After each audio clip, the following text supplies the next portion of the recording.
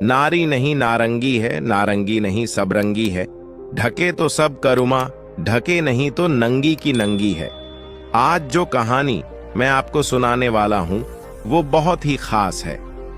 ये कहानी है त्रिया चरित्र की।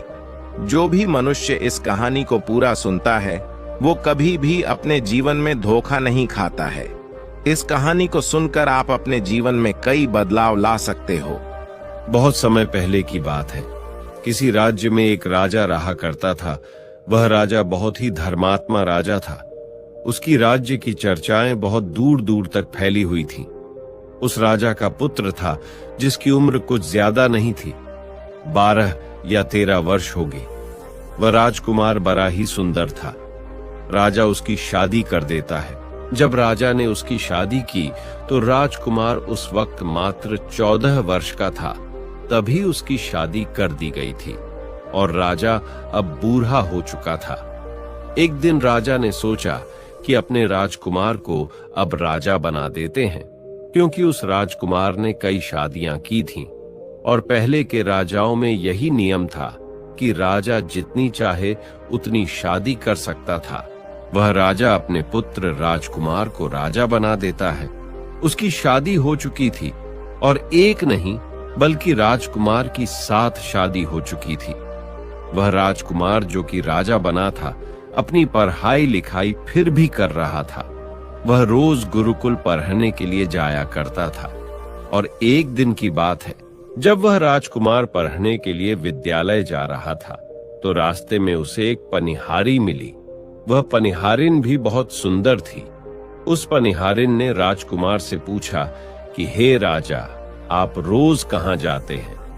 राजकुमार कहता है कि मैं रोज पढ़ने के लिए, विद्या ग्रहण करने के लिए अपने गुरु के पास जाता हूँ। तो वो कहती है, ये तो अच्छी बात है, लेकिन ये बताइए आपने त्रिया चरित्र पढ़ा है? राजकुमार कहता है कि नहीं, मैंने यह कभी नहीं पढ़ा है। फिर पनिहारिन कहती है कि आप त्रिया चरित्र अवश्य पढ़ो। राजकुमार कहता है कि यह त्रिया चरित्र क्या होता है? पनिहारी ने कहा कि आप यह बात अपने गुरु से जाकर पूछना और त्रिया चरित्र को अवश्य ही पढ़ना। राजकुमार कहता है कि मैं आज ही जाऊंगा और अपने गुरु से जाकर पूछ लूंगा कि आपने मुझे त्रिया चरित्र क्यों नहीं पढ़ाया। इतनी बात कहने के बाद वह राजकुमार वहां से चल देता है। वो पनिहारिन की बात सुनकर वह राजकुमार गुस्से में था। उसकी आंखें लाल थीं। वो अपने गुरु के पास जाकर प्रणाम करता है। गुरुजी ने पूछा कि बेटा, क्या हुआ? आज तुम क्रोध में दिखाई दे रहे हो और तुम्हारी आंखें लाल क्यों हैं? क्या बात है, मुझे बताओ। राजकुमार ने क्रोध में जवाब दिया कि गुरुदेव, आपने मुझे त्रिया चरित्र क्यों नहीं पढ़ाया? यह बात आपने क्यों छुपाई? त्रिया चरित्र के बारे में मुझे बताया क्यों नहीं? गुरु कहते हैं, बेटा, तुम त्रिया चरित्र नहीं पढ़ पाओगे, क्योंकि त्रिया चरित्र पढ़ना खतरे से खाली नहीं होता है, और जब तुम त्रिया चरित्र पढ़ोगे तो उसमें तुम्हारी जान भी जा सकती है। राजकुमार कहता है कि गुरुदेव, आप इसकी चिंता न करें, अपनी रक्षा हम स्वयं कर लेंगे। आप केवल मुझे त्रिया चरित्र पढ़ाइए। गुरुदेव कहते हैं कि ठीक है, अब तुमने हट कर ही ली तो अब हम तुम्हें त्रिया चरित्र पढ़ाते हैं। त्रिया चरित्र पढ़ते पढ़ते राजकुमार को 1 साल हो गए और जब 1 वर्ष हो गया तो गुरु ने कहा कि बेटा, अब तुम्हारी पढ़ाई पूरी हो चुकी है। अब तुम घर जा सकते हो और आराम से अपने राज्य को चला सकते हो। अब तुम्हें यहाँ आने की कोई आवश्यकता नहीं है। राजकुमार कहता है, ठीक है गुरुदेव। राजकुमार जैसे ही जाने को होता है, गुरुदेव उसे रोक लेते हैं और कहते हैं, बेटा, मैं तुम्हें एक ऐसा यंत्र देता हूं, या जब तुम इसे अपने कानों में लगाओगे तो कोई भी तुम्हें पहचान नहीं पाएगा और तुम उसे पहचान लोगे। राजकुमार वह यंत्र अपने हाथों में ले लेता है और गुरु ने कहा, तुम इस यंत्र को ले जाओ और रात के 12 बजे आज ही के रात में अपने महल से निकल करके जंगल की तरफ जाना और पूर्व दिशा की ओर जाना। और जब तुम पूर्व दिशा की ओर जाओ तो ये यंत्र अपने कानों में लगा लेना और वहीं पर खड़ा हो जाना। वो राजकुमार कहता है कि ठीक है, ऐसा ही करूंगा। फिर राजकुमार गुरुकुल से महल की ओर चल देता है और जब रात के 12 बज जाते हैं और उस राजकुमार की 7 पत्नियां सो जाती हैं, तब आधी रात के समय वह राजकुमार अपने हाथों में यंत्र लेकर महल से जंगल की तरफ चल देता है। राजा जंगल में पूर्व दिशा की ओर जाता है और वहां जाकर अपने कानों में यंत्र लगा लेता है और वहीं पर खड़ा हो जाता है। तो उसने क्या देखा कि वही पनिहारिन जो मुझे रास्ते में मिली थी, वही पनिहारिन एक थाली में खाना लेकर जंगल को जा रही है। वहां थोड़ी ही दूरी पर एक संत अपनी कुटिया में रहते थे। वह पनिहारिन संत के पास खाना लेकर जा रही थी। राजा ने देखा कि ये तो वही पनिहारिन है जिसने मुझसे कहा था कि त्रिया चरित्र की पढ़ाई पर हो। लेकिन पनिहारिन उस राजा को नहीं पहचान पाई, क्योंकि राजा के कानों में यंत्र लगा हुआ था। यंत्र लगने की वजह से राजा किसी को भी पहचान सकता था। राजा ने अपने मन में सोचा कि चलो उसके पीछे चलते हैं कि ये आधी रात को भोजन लेकर संत कुटिया की तरफ क्यों जा रही है, इसका क्या कारण है। वह राजा भी उसके पीछे पीछे छुपता हुआ चल दिया। अब वह पनिहारिन उस कुटिया में उस बाबा के वहां पहुंचती है। उस बाबा के पास जादू की पोटली थी और वो बाबा जादूगर था। राजा पीछे पीछे गया और वह छुप करके देख रहा था कि वह पनिहारिन औरत को बाबा क्या करेंगे। बाबा ने पनिहारिन से कहा, अरे पनिहारिन, पहले तो मुझे ये बता कि आज आने में इतनी देर कैसे लग गई। हाथ जोड़कर पनिहारिन कहने लगी कि महात्मा जी, इतनी देर कैसे लग गई। हाथ जोड़कर पनिहारिन कहने लगी कि महात्मा जी, मेरा विवाह हो चुका है और मेरे पति मुझे ले जाने के लिए आए हैं। हमें लेकर कल चले जाएंगे, इसीलिए हमें उन्हें सुलझाने में थोड़ी देर लग गई और यहाँ आने में भी देर हो गई। जब यह बात साधु ने सुनी कि इसका विवाह हो चुका है और इसका पति इसे लेने आया है, तो साधु कहता है कि पनिहारिन, इसका मतलब है कि तुम अपने पति के साथ जाना चाहती हो, तो हमारे पास क्यों आई हो। पनिहारिन कहती है कि मैं आपके बिना नहीं रह सकती हूँ, मैं आपके बिना नहीं जी सकती हूँ। तो साधु कहता है कि हे पनिहारिन, इसके लिए तुम्हें एक काम करना होगा। साधु एक बड़ा सा चाकू निकलता है और पनिहारिन से कहता है कि हे पनिहारिन, जाओ अपने पति के गर्दन काटकर यहाँ लेकर आ जाओ। अपने उस पति को मार दो जो हमारे और तुम्हारे बीच में दरार बन रहा है, तब मैं तुम्हें रख लूंगा, तुमसे विवाह करूंगा, तुम्हें अपनी पत्नी बनाऊंगा। बिना कुछ सोचे समझे वो चाकू को ले लेती है और दौड़ते हुए अपने घर जाती है और उसका पति सो रहा था। वहां जाकर अपने पति की गर्दन काट देती है और उसकी गर्दन को लेकर साधु के पास आती है और जो राजकुमार थे उसके पीछे पीछे उसका सारा कारनामा देख रहे थे। जब साधु ने देखा कि अपने पति को मार करके उसकी गर्दन यहाँ लेकर आई है, साधु को बहुत गुस्सा आया और उसने उसे लात मारी और कहा, भाग जाओ यहाँ से। जब तू अपने पति की नहीं हो सकी, जिसके साथ तूने 7 फेरे लिए, तो तू मेरी क्या होगी। जल्दी भाग जाओ यहाँ से। अगर तुम मेरे पास दोबारा आई तो मैं तुझे जीवित नहीं छोड़ूंगा। साधु की यह बात सुनकर उस पनिहारिन को ऐसा लगा जैसे उसके पैरों तले जमीन खिसक गई हो। फिर भी अपने पति की कटी हुई गर्दन घर लेकर के आई और उसकी गर्दन जोड़ देती है और वहीं बैठ जाती है। और इधर जैसे ही सवेरा हुआ, अपने पति के पास बैठकर रोने लगती है और चिल्लाने लगती है। कहती है, देखो देखो, किसी ने मेरे पति की हत्या कर दी। लेकिन रात में उस पनिहारिन का सारा कारनामा राजकुमार देख चुका था। इधर सारे गांव वाले पनिहारिन के घर चले जाते हैं और उसके पति की लाश को लेकर गांव के बाहर जाते हैं उसका दाह संस्कार करने के लिए। और वो पनिहारिन भी पीछे से भागती हुई रोती हुई चली जा रही थी, और उधर राजकुमार भी जा रहे थे जो कि अपने राज्य के राजा बन चुके थे।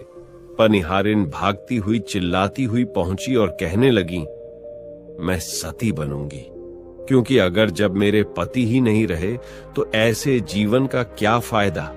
मैं इन्हीं के साथ सती हो जाऊंगी। राजा को उसकी बातें सुनकर हंसी आ जाती है और राजा कहता है, त्रिया चरित्र जाने ना कोई, और खसम मेरी के हुए सती। राजकुमार की यह बात और कोई तो नहीं समझ पाया, लेकिन वह पनिहारिन समझ जाती है। कहती है कि राजा साहब, आप हमारे ऊपर ये बात कह रहे हैं, लेकिन चलिए कोई बात नहीं, मैं सती हो जाऊंगी। लेकिन पनिहारिन जाते जाते कहती है, मैं तुम्हें एक बात बताती हूं। राजकुमार कहता है, क्या बताओ? पनिहारिन कहती हैं कि राजा साहब, आप जब चटाई पर बैठें तो उस चटाई को झाड़ कर बैठना। राजा कहता है कि यह पनिहारिन क्या कह रही है, मैं तो राजा हूं, मुझे चटाई पर बैठने की क्या आवश्यकता है।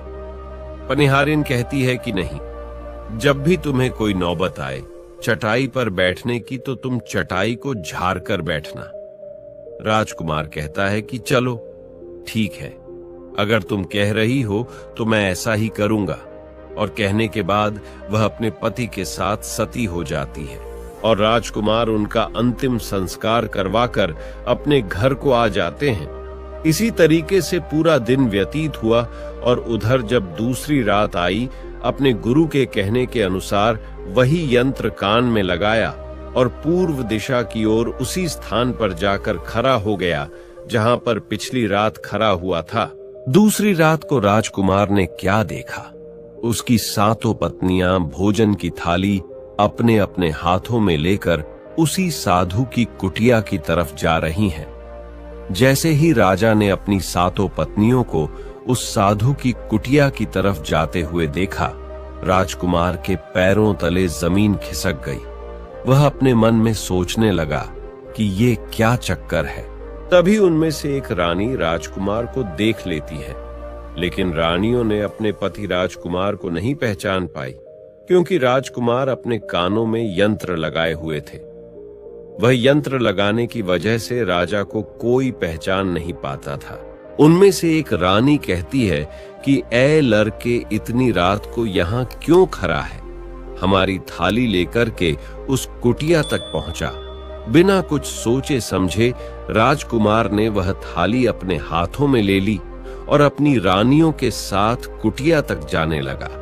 जब सातों रानियां और राजकुमार उस साधु की कुटिया में पहुंचते हैं और राजकुमार कुछ भी नहीं बोल रहा था, क्योंकि राजकुमार देखना चाहता था कि हमारे प्यार में ऐसी क्या कमी है जो हमारी सातों रानियां इस साधु के पास आती है, और इस साधु के पास ऐसा क्या है जो हमारी सातों रानी अभी यहाँ आ रही है। वह राजकुमार छुप करके सब जानना चाहता था। इधर जब वह सातों रानियां राजकुमार को लेकर साधु के पास पहुंची तो महात्मा राजकुमार को देखकर कहता है कि ये कौन है? तो सातों रानियां कहती हैं कि महात्मा जी, यह बालक हमें रास्ते में मिला, इसने हमारी सहायता की तो हम इसे अपने साथ लेकर आ गए। रानी कहती हैं कि एक काम करते हैं, इसे आज रात यहीं रहने देते हैं, कल सुबह होते ही यह चला जाएगा। वो साधु उनकी बातों को मान लेता है। वह साधु अपने एक शिष्य को बुलाता है और उससे कहता है कि आज रात के लिए इस बालक की रुकने की व्यवस्था कर दो। वह शिष्य राजकुमार को लेकर एक कमरे में जाता है। उस कमरे में एक चटाई बिछी हुई थी। शिष्य कहता है कि देख भाई, आज तुझे चटाई पर सोना पड़ेगा।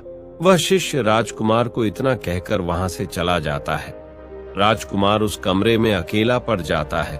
अपने मन में सोचता है कि आज तो नौबत आ ही गई चटाई पर सोने की। राजा कहता है, चलिए कोई बात नहीं, आज की रात हम चटाई पर ही गुजार लेंगे। राजकुमार जैसे ही चटाई पर बैठने ही वाला था, उसे पनिहारिन की बात याद आ गई। वो सोचने लगा कि पनिहारी ने मुझसे कहा था कि जब भी तुम्हें चटाई पर बैठने की नौबत आए तुम चटाई को अवश्य झाड़ लेना। चलो आज पहले झाड़ ही लेते हैं, हो सकता है इसका कोई राज हो। जैसे ही राजा ने चटाई उठाई तो उसने क्या देखा? उसने देखा कि एक बहुत बड़ा भयानक कुआं है। जब उस कुएं को देखा तो राजा के होश उड़ गए। राजा उस कुएं के अंदर झांक कर देखता है। राजा को अंदर बहुत सारे कैदी दिखाई देते हैं जिन्हें उस्तादों ने अंदर कैद करके रखा था। अंदर बहुत सारे कैदी दिखाई देते हैं जिन्हें उस्तादों ने अंदर कैद करके रखा था। उन कैदियों में से एक आदमी ने राजकुमार को पहचान लिया। वह आदमी राजकुमार से कहता है कि राजकुमार, आप यहाँ कैसे आ गए? राजकुमार कहता है कि धीरे बोलो, नहीं तो सब पोल पट्टी खुल जाएगी। तब सभी कैदियों ने कहा कि राजा साहब, आप यहाँ से भाग जाए। हम तो यहाँ से निकल नहीं पाए, लेकिन आप यहाँ से भाग जाए, नहीं तो आपका भी यही हाल हो जाएगा जो कि हमारा हुआ है। आप भी यहाँ फंस जाएंगे। आपको भी पकड़कर ये साधु इसी में डाल देगा। आप जितना जल्दी हो सके यहाँ से भाग जाए। राजा जब उस कमरे के अंदर गया था तो अपने कान में से यंत्र निकाल लिया था, और जब राजा वहां से भागा तो अपने कान में यंत्र लगाना भूल ही गया। राजा को भागते हुए उन रानियों ने और साधु ने देख लिया था। रानियों ने जब राजा को भागते हुए देखा तो रानी कहती हैं, यह तो हमारे पति हैं। महात्मा से कहती हैं कि महात्मा जी, अब तो हमारी सारी पोल पट्टी खुल जाएगी। यह तो हमारे पति है और वह भागे जा रहे हैं। उन्होंने हमें यहाँ देख लिया है, अब हमारा क्या होगा? वह साधु कहता है कि तुम यहाँ क्या देख रही हो? जल्दी जाओ और अपने पति को पकड़ कर लाना। तो रानियां राजकुमार को पकड़ने के लिए दौड़ी दौड़ी जाती है, लेकिन वह राजकुमार जो राजा था इतना तेज था कि वह अपने महल जा पहुंचा, और घबराई रानियों के तो होश उड़ गए। फिर वापस उसी बाबा के पास आती है और बाबा से कहती है कि महाराज, अब तो हमारे पति हमें जीवित नहीं छोड़ेंगे। हम जैसे ही घर जाएंगे वो हमारी जान ले लेंगे। हे महात्मा, आप हमें बचा लीजिए, इसका कोई उपाय कीजिए। तब जाकर वह साधु रानियों को एक जादुई कील देता है और कहता है कि जब तुम जाओ तो अपने पति को बहला फुसलाकर उसके माथे में ये जादुई कील घुसा देना। तुम्हारे पति को ढेर बना देगा और तुम साथ मिलकर उसे मार देना। बस कहानी खत्म हो जाएगी और तुम सातों रानियों बच जाओगी। सब रानियां तैयार हो जाती हैं। वो सातों रानियां साधु की बात मान लेती हैं और जादुई कील लेकर महल आती है। वह सातों रानियां आपस में विचार करती हैं कि राजा सबसे ज्यादा प्रेम सबसे छोटी वाली रानी को करते हैं, तो वह 6 रानियां मिलकर जादू वाला कील छोटी रानी को दे देती है और कहती है, ये लो, तुम्हारा काम है। तुम किसी भी तरह राजकुमार के सर में ये कील गाड़ देना। तो छोटी वाली रानी कहती है, ठीक है, और छोटी वाली रानी वह कील ले लेती है। जब राजा ने उन सातों रानियों को आते हुए देखा तो क्रोध में कहा कि पहले तुम यहीं रुको। पहले मुझे ये बताओ कि हमारे राज्य में और हम में ऐसी क्या कमी है कि तुम आधी रात को उस साधु के पास जाते हो? इसका क्या कारण है? पहले तुम मुझे ये बताओ। तो सातों रानियां हाथ जोड़ कर कहती हैं, महाराज, हमें माफ कर दीजिए।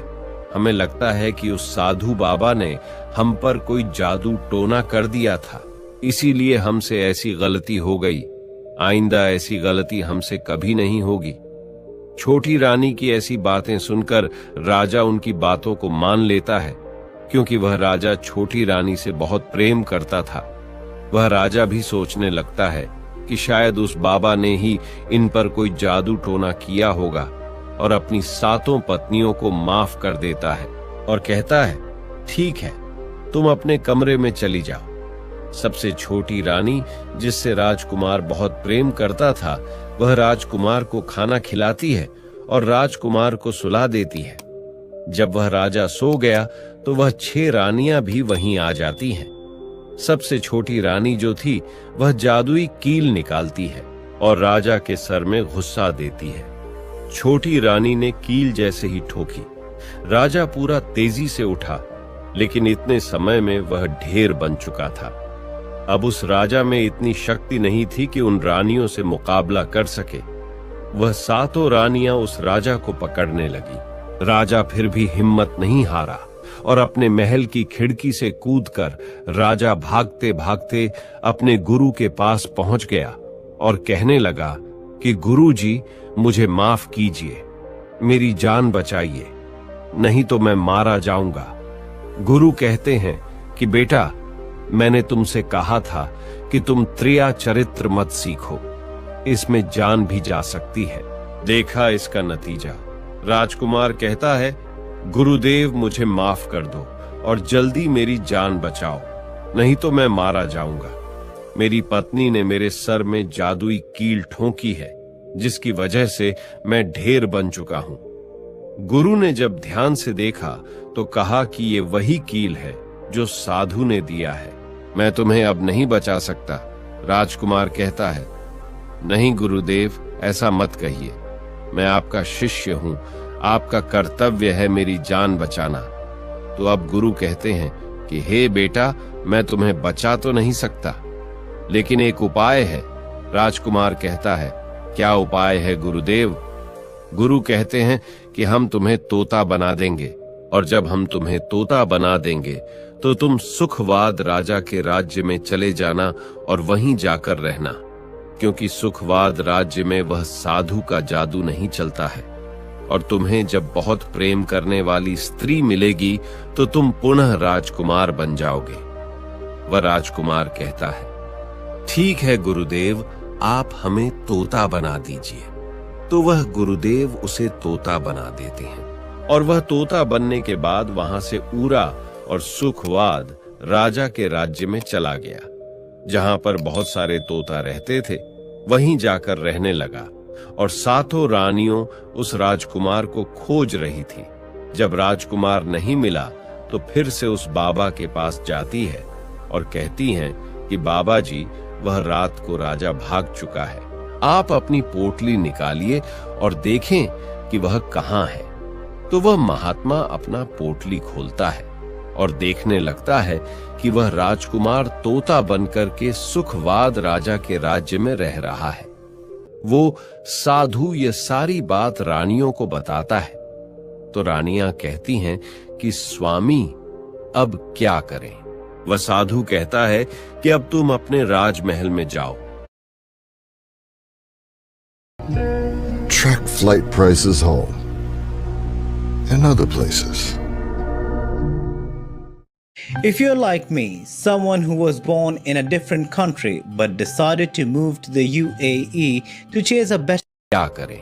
वह साधु कहता है कि अब तुम अपने राजमहल में जाओ और जाकर के घोषणा कर दो कि जो भी तोता पकड़ करके लाएगा, हम उसे 5 सोने के सिक्के देंगे। सातों रानियों अपने महल पहुंचते हैं और वहां पर घोषणा कर देती है कि सभी बहेलियां से कह दो कि जो भी तोता पकड़कर लाएगा, हम उसे 5 सोने के सिक्के देंगे। उस राज्य के जीतने बहेलियां थे। वो तोता पकड़ने के लिए चारों तरफ घूमने लगते हैं, और जो भी तोता पकड़ते वो रानी के पास जाते और 5 सोने के सिक्के ले लेते थे और वहां से चले जाते, और वह सातों रानियां उस तोते को मार देती। ऐसे ही धीरे धीरे बहुत समय निकल गया, और वो राजकुमार जो तोता बनकर जहां गया था, वहां सारे तोताओं से बहुत अच्छी अच्छी बातें करता था, उन्हें बहुत ज्ञान की बातें बताता था। तो सारे तोता को लगा कि यह तोता तो बहुत समझदार है, ये तोता तो बहुत अच्छी अच्छी बातें करता है, इसे हम अपना राजा बना लेते हैं। और सभी तोता मिलकर उसे राजा बना लेते हैं। राजकुमार सभी तोतों का राजा बन जाता है और वही छुप कर रहने लगता है। एक बहेलिया तोता पकड़ते पकड़ते सुखवाद राजा के राज में पहुंच जाता है, और वह उसी पैर के पास पहुंच जाता है जहां पर वह राजकुमार तोता बनकर छुप कर रहता था। जब उस बहेलिये ने इतने सारे तोते को देखा तो अपने मन में सोचा कि अगर हम इतने सारे तोते पकड़कर रानी के पास ले जाएंगे तो हमें बहुत सारी सोने के सिक्के मिल जाएंगे। लेकिन वह बहेलिया सोचता है कि हम इतने सारे तोतों को पकड़ेंगे कैसे। तो जैसे ही सुबह हुई, उस पैर से सारे तोता उड़कर दाना पानी के लिए बाहर चले जाते हैं और इधर बहेलिया चाकू से पैर पर चारों तरफ कट लगा देता है, जिससे कि पैर से बहुत सारे गोंद निकल जाते हैं। पैर के चारों तरफ ही गोंद हो जाते हैं। जो लोग गोंद के बारे में नहीं जानते, मैं उन्हें बता दूं कि हर पैर पर एक प्राकृतिक गोंद निकलता है, जिससे हम कुछ भी चिपका सकते हैं। तो दोस्तों, अब बहेलिया सोचता है कि जब भी वह सारे तोते आएंगे, इस पैर पर बैठेंगे, वह सभी इस पैर में चिपक जाएंगे और मैं आसानी से उन्हें लेकर चला जाऊंगा। बहेलिया वहीं छिप करके देखने लगा और जब शाम हुई, सारे तोता वापस आए और वह तोता जैसे ही पैर पर बैठे, सभी का पैर उस गोंद में चिपक गया, क्योंकि पूरे पैर में गोंद ही गोंद लगा हुआ था। अब तो सारे तोते परेशान हो गए। उनमें राजकुमार, जो अभी तोता बना हुआ था, वह भी चिपक गया था। सारे तोते राजकुमार से कहते हैं, क्योंकि सारे तोते राजकुमार को अपना गुरु मानते थे, कि आप कुछ भी सोचो, हम सबको बाहर निकालो, नहीं तो सुबह तक बहेलिया आएगा और हमें पकड़ कर लेकर चला जाएगा। वह राजकुमार कहता है कि तुम बिल्कुल चिंता ना करो। जब सुबह वह बहेलिया आएगा तो तुम सभी ऐसा करना कि उस बहेलिया को लगे कि सारे तोते मर चुके हैं, और जब सभी तोते को पैर से छुराकर नीचे फेंक दें तो सभी उड़कर भाग जाना। सभी तोता कहते हैं, ठीक है गुरुदेव। सुबह हुई। जैसे ही बहेलिया पैर के पास पहुंचा, सभी तोता ऐसे लटके हुए थे जैसे कि वह सभी मरे हुए हैं। जब बहेलिया तोतों को देखा तो सोचा कि अरे, ये क्या हो गया? ये तो सभी मर गए। अब हमें सोने के सिक्के कैसे मिलेंगे? फिर बहेलिया ने सोचा कि चलो अब इन्हें छुरा देते हैं। बहेलिया पैर पर चढ़ा और उनको छुरा कर नीचे फेंकने लगा। बहेलिया ने सभी तोते को छुरा कर नीचे फेंक दिया, लेकिन जो राजकुमार था, जो तोता बना हुआ था, वह वहीं पर रह गया और नीचे जितने भी तोते थे वो सभी उड़कर भाग गए। बहेलिया ने सोचा, अरे ये क्या हुआ? इस पर सिर्फ एक ही तोता है जो कि मरा लटका हुआ है, और जितने तोते को मैंने छुरा कर नीचे फेंके वह सभी उड़कर भाग गए। बहेलिया ने सोचा, इसका मतलब ये सारे तोता ने मिलकर मेरे साथ धोखा किया है। अब वह राजकुमार जो था, जो तोता बना हुआ था, वही सिर्फ पैर पर लटका हुआ था। वो बहेलिया कहता है कि यह सब तुम्हारी चाल है। चलो अब मैं तुम्हें लेकर जाऊंगा और रानी के हाथ बेच दूंगा और मुझे 5 सोने के सिक्के मिल जाएंगे। और इधर वो बहेलिया उस तोता को बेचने के लिए रानी के पास जाने लगता है।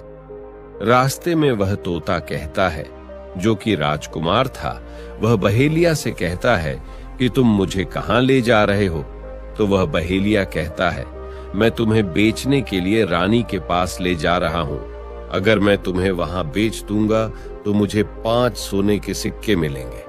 वह राजकुमार कहता है कि मैं अगर तुम्हें 50,000 सोने के सिक्के दिलाऊं तो क्या तुम मुझे नहीं बेचोगे? बहेलिया कहता है, तुम मुझे 50,000 सोने के सिक्के कैसे दिलाएगा? तोता कहता है कि राजा सुखवाद के यहाँ एक बहुत बड़ा मेला लगता है, तुम मुझे वहीं बेचो, मूल में स्वयं बताऊंगा। बहेलिया उस तोते की बात मान लेता है और रानी के पास बेचने की जगह राजा के राज्य के मेले में तोता को बेचने चला जाता है। और राजा के राज्य में यह नियम था, अगर किसी व्यक्ति का सामान शाम तक नहीं बिके तो वह राजा स्वयं आकर उसे खरीद लेता था। बहेलिया उस तोते को लेकर बाजार में पहुंचा हुआ था। जब कोई व्यक्ति उस तोते को खरीदने आता तो वह पूछता कि यह कितने का है? तो वह बहेलिया कहता है कि तोता अपना दाम स्वयं बताएगा। तो वह तोता अपना दाम इतना बता देता कि कोई भी व्यक्ति उसे खरीद ही नहीं पाता। ऐसे ही करते करते शाम हो गई और अब सभी अपने अपने दुकान लेकर चले गए। सभी का दुकान उजड़ गया था, बस एक बहेलिया और एक तोता ही रह गए थे। इधर राजा ने अपने सिपाहियों को आदेश दिया कि जाओ देख कर आओ, किसी का सामान तो नहीं रह गया है। जब राजा के सिपाही आए तो उन्होंने देखा कि एक बहेलिया तोता को लेकर बैठा हुआ है। सिपाही बहेलिया से कहते हैं कि हे बहेलिया, तुम्हारा तोता क्यों नहीं बिका? तुम इसे कितने में बेच रहे हो? तो तोता कहता है कि जो इन्हें 50,000 सोने के सिक्के देगा वही मुझे खरीद पाएगा। उस तोते की बात सुनकर वह सिपाही आश्चर्य में पड़ जाते हैं और सोचते हैं, अरे ये तोता तो अपना अमूल्य स्वयं बताता है। तब सिपाही राजा के पास जाते हैं और राजा को सारी बात बताते हैं और कहते हैं, एक बहेलिया एक तोता लेकर बैठा हुआ है, लेकिन वह तोता अपना अमूल्य स्वयं ही बताता है। वह इतना महंगा बताता है, शायद इसीलिए उसे कोई खरीद नहीं सका। राजा सिपाहियों से पूछता है कि वह अपना मूल कितना बता रहा है। तो सिपाही कहते हैं, अपना मूल्य 50,000 सोने के सिक्के बता रहा है। चलिए हम खरीदेंगे। अगर नहीं खरीदेंगे तो आपके राज्य की बदनामी होगी कि राजा के बाजार में एक तोता नहीं बिका। और इसलिए राजा अपने मंत्रियों के साथ अपने रथ पर सवार होकर बाजार में पहुंचता है। कहता है, इसका क्या मूल्य है? बहेलिया हाथ जोड़कर कहता है कि राजा साहब, अपना मूल्य तोता स्वयं बताएगा। वह राजा फिर तोते से पूछा तो तोता कहता है कि राजा साहब, जो इन्हें 50,000 सोने के सिक्के देगा वही मुझे खरीद पाएगा। अपने सिपाहियों से 50,000 सोने के सिक्के मंगवाता है और बहेलिया को पकड़ा देता है और तोता को लेकर अपने महल चला जाता है। वह तोता बहुत ही बुद्धिमान था, क्योंकि वह राजा था। वह तोता राजा को बहुत अच्छी अच्छी बातें बताने लगा। जब राजा पर कोई खतरा आने वाला होता तभी वह तोता बता देता कि राजा साहब, आप पर यह खतरा आने वाला है। और इसी तरह सब उस तोते से बहुत अधिक प्रेम करने लगते हैं। जब यह बात रानियों को पता चला कि राजा ऐसा तोता लेकर आए हैं जो कि बोलता भी है और बहुत अच्छी अच्छी बातें बताता है, तो रानियां राजा से कहती हैं, उस तोता को मेरे पास भिजवा दीजिए। हम भी उस तोता को देखना चाहते हैं, हम उस तोता से बातें करना चाहते हैं। राजा अपने मंत्रियों से कहकर वह तोता रानियों के पास भिजवा देता है। रानी उस तोते से बातें करके बहुत खुश हो जाती है। वो रानी भी तोते से बहुत प्रेम करने लगती है और कहती हैं कि वाह रे तोता, इसीलिए तुझे राजा साहेब ने 50,000 सोने के सिक्के देकर खरीदा है। राजा की एक पुत्री थी जो कि बड़ी सुंदर थी। रानी अपनी पुत्री से कहती है कि आज से तुम ही इस तोते का ध्यान रखोगे और कल तुम इसे अच्छे से धोकर नहला देना। वो राजकुमारी भी उस तोते से बहुत प्रेम करती है। जैसे ही सुबह हुआ, राजकुमारी उस तोते को लेकर नहलाने जाती है। राजकुमारी उसे नहला रही थी तो उसने देखा कि तोता के सिर पर कील सा कुछ लगा हुआ है। राजकुमारी उसको निकाल देती है। राजकुमारी जैसी ही कील को निकालती है, वह तोता पहले वाला एक सुंदर सा राजकुमार बन जाता है। उसे देखकर राजकुमारी घबरा जाती है। राजकुमार कहता है कि तुम घबराओ नहीं, ये कील वापस से मेरे सर में लगा दो तो मैं फिर से तोता बन जाऊंगा और इसके बारे में मैं तुम्हें रात्रि में बताऊंगा। तुरंत ही वह राजकुमारी वह कील राजकुमार के सर में लगा देती है और वह वापस से तोता बन जाता है। रात को राजकुमारी तोते को लेकर अपने कमरे में जाती है और उसके सर से कील निकाल देती है और वह तोता फिर से राजकुमार बन जाता है। वह राजकुमार अपनी सारी दास्तां उस राजकुमारी को बताता है और कहता है, माफ करना, यह दास्तां तुम किसी को बताना नहीं तो मेरी जान चली जाएगी। राजकुमारी इसके बारे में अपनी माता और पिता को भी नहीं बताती है। दिन भर वह तोता रहता है और रात को राजकुमारी उस तोते को अपने कमरे में ले जाती और उसके माथे से कील निकाल देती और वह राजकुमार बन जाता, और रात में वह दोनों साथ में ही रहते। और ऐसे ही धीरे धीरे समय निकलता गया। राजकुमारी को राजकुमार से प्रेम हो जाता है। इधर क्या हुआ, जो राजकुमार की पत्नियां थीं, वह बहुत सारे तोते मरवा देती हैं, लेकिन जो राजकुमार तोता बना हुआ था वह उन्हें नहीं मिलता है, और वे उसी साधु के पास जाती हैं और कहती है कि हे महात्मा, हमारे पति तो अभी तक हमें नहीं मिले, हम अब क्या करें, उन्हें कैसे मारें? वो साधु फिर से अपनी पोटली खोलता है और देखता है कि वह राजकुमार अभी तक तोता बन के राजा के घर में रह रहा है। वह साधु रानियों से कहता है कि तुम एक काम करो कि तुम नृत्य कला सीखो। हम सभी मिलकर उस राजा के घर नृत्य कला करने जाएंगे, और जब राजा हम पर प्रसन्न हो जाएगा और हमें कुछ मांगने को कहेगा तो हम उस तोते को ही मांग लेंगे और फिर आसानी से उसे मार देंगे। धीरे धीरे समय बीता। साधु तबला बजाता और सातों रानी पूरी तरह से नृत्य कला सीख चुकी थी। अब साधु को लगा कि हम सफलता प्राप्त कर सकते हैं और उस तोते को उस राजा से मांग सकते हैं। साधु का भेष बदल करके उन सातों रानियों को नृत्य कला वाली स्त्री बनाकर के राजा के दरबार में पहुंच गया। राजा उस साधु से पूछता है कि आप लोग कौन हैं, यहाँ क्यों आए हैं? तब साधु कहता है कि हम सब नृत्य कला वाले हैं, आपके महल में हम नृत्य कला दिखाना चाहते हैं। राजा को भी गाने और बजाने का बहुत शौक था, वह मान जाते हैं। उधर वह साधु अपना गाना बजाना चालू करता है। जब उनकी गाने बजाने की आवाज तोता के कानों में पहुंची तो तोता समझ गया कि वह साधु हमारी सातों रानियों को लेकर भेष बदलकर यहाँ पर आ गया है, अब हमारी जान नहीं बचेगी। लेकिन जब राजकुमारी उस तोते को लेकर अपने कमरे में जाती है, उस तोते के सर से कील निकालती है और वह तोता राजकुमार बन जाता है।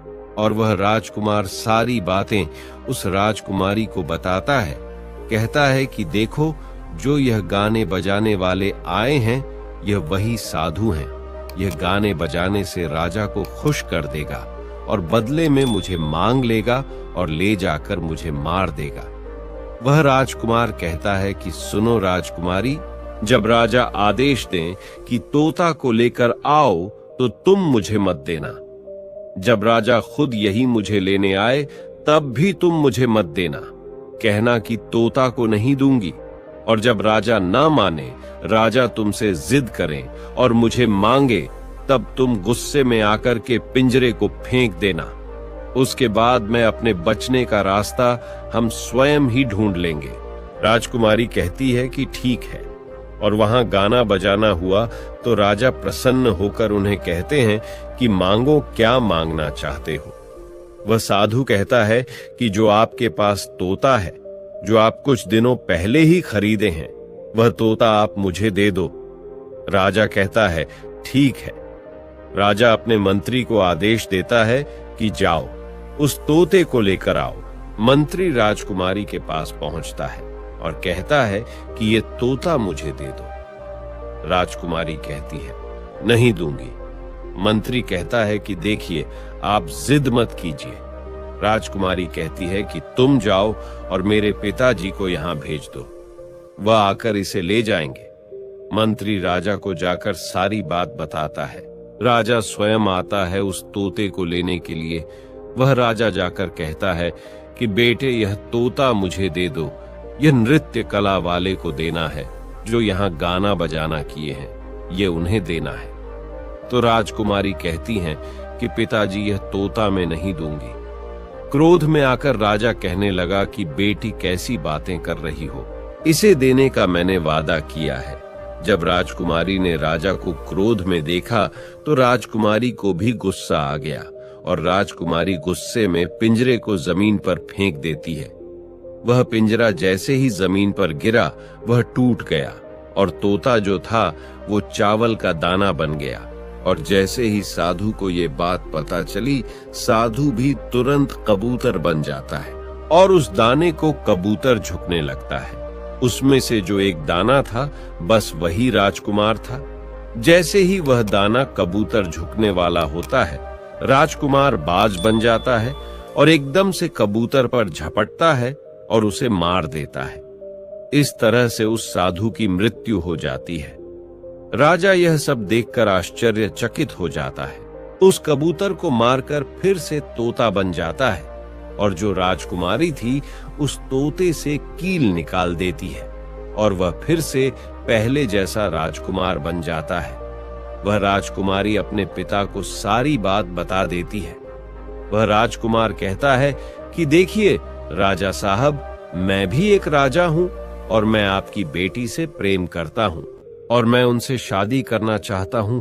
वह राजा अपनी पुत्री से पूछता है कि बेटी, क्या तुम इससे शादी करना चाहती हो?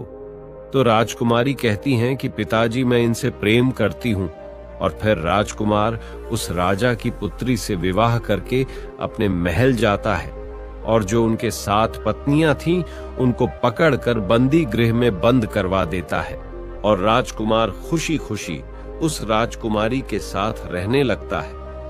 दोस्तों, जब कोई स्त्री कभी कभी किसी परिस्थिति में चतुराई या चालाकी दिखाती है या दूसरों को बेवकूफ मानते हुए कोई अभिनय, ढोंग या पाखंड करती है, तो इसे ही त्रिया चरित्र कहते हैं, जिसे पढ़ने के बाद राजा को अपनी जान बचाने के लिए क्या क्या नहीं करना पड़ा, क्योंकि राजा को स्त्री के त्रिया चरित्र की पूरी जानकारी हो चुकी थी कि कैसे जब एक स्त्री को अपना स्वार्थ दिखने लगता है तो वह अपने लोगों को भी बेवकूफ बनाकर अपना स्वार्थ को पूरा करती है और उसके साथ रहने वाले लोगों को इसके बारे में भनक तक नहीं लगता कि यह स्त्री त्रिया चरित्र की खेल कर रही है।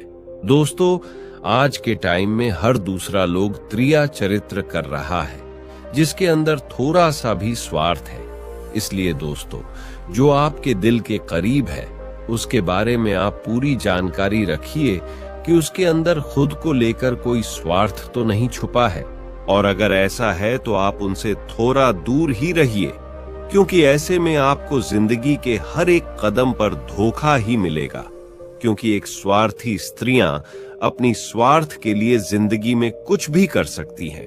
तो दोस्तों, आपको ये वीडियो कैसी लगी कमेंट करके जरूर बताएं। वीडियो पसंद आई हो तो लाइक करें, चैनल को सब्सक्राइब करें